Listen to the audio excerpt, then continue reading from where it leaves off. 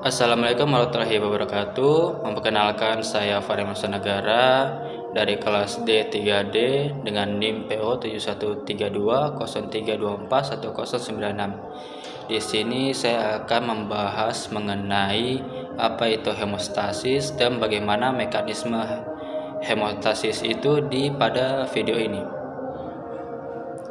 Pernah terpikir tidak bagaimana tubuh kita bisa menghentikan pendarahan secara otomatis saat kita terluka? Tapi di sisi lain, darah kita tetap bisa mengalir lancar di dalam pembuluh darah. Nah, itulah fungsi dari hemostasis. Proses fisiologis yang sangat teratur untuk menjaga keseimbangan antara darah tetap cair dan pembentukan sumbatan fibrin yang cepat di lokasi cedera. Mari kita membahas lebih lanjut. Di sini kita akan membahas mengenai hemostasis primer, yaitu memiliki tujuan membentuk platelet klub atau sumbat trombosit sementara. Proses ini mempunyai dua fase utama. Fase pertama yaitu fase vaskular, yaitu begitu terjadi luka, pembuluh darah akan langsung mengkerut atau vasokonstriksi. Ini adalah refleks saraf dan pengaruh zat seperti endotelin. Tujuannya untuk mengurangi aliran darah yang keluar agar tidak banyak darah yang terbuang. Lalu fase yang kedua yaitu fase trombosit. Disinilah pasukan penambal kita akan bekerja. Di sini mereka memiliki ada 3 tahap. Tahap pertama itu adesi.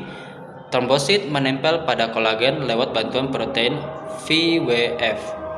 Lalu tahap kedua adalah aktivasi, yang dimana trombosit berubah bentuk menjadi bulat berduri dan melepaskan isi granulanya.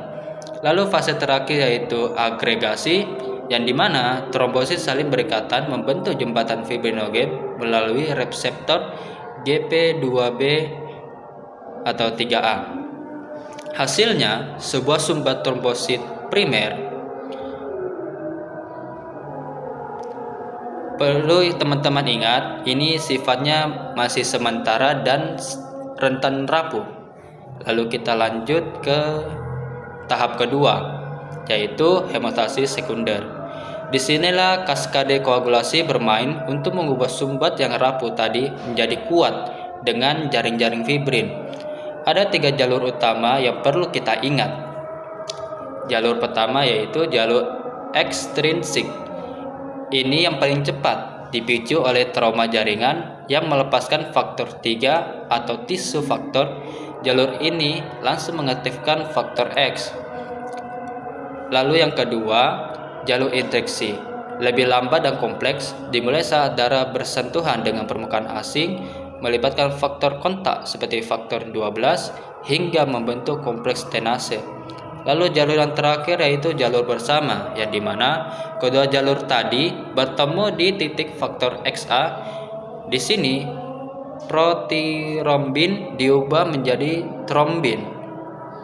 Trombin inilah sang bintang utama yang mengubah fibrinogen menjadi benang-benang fibrin yang kuat.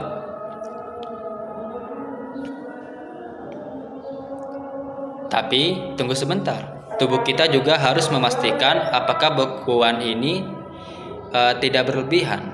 Ada sistem kinin yang memicu respon inflamasi agar jaringan bisa pulih. Dan yang tak kalah penting, ada sistem fibrinolitik. Melalui enzim plasmin, tubuh akan menghancurkan jaring fibrin setelah luka sembuh agar tidak terjadi penyumbatan atau trombosis.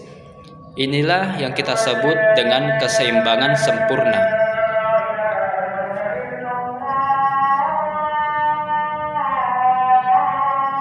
Nah, sebagai tenaga teknologi laboratorium medik, pemahaman ini sangat penting untuk interpretasi hasil lab. Kalau kita ingin menguji jalur ekstrinsik, kita lihat hasil PT, prothrombin time. Untuk jalur intriksi, kita cek APTT. Sedangkan fungsi trombosit bisa kita lihat dari jumlah trombosit dan bleeding time.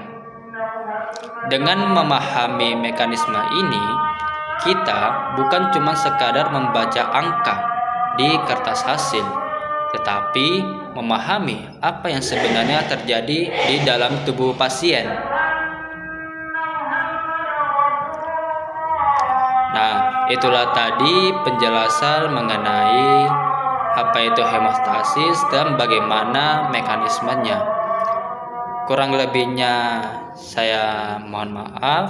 Wassalamualaikum warahmatullahi wabarakatuh.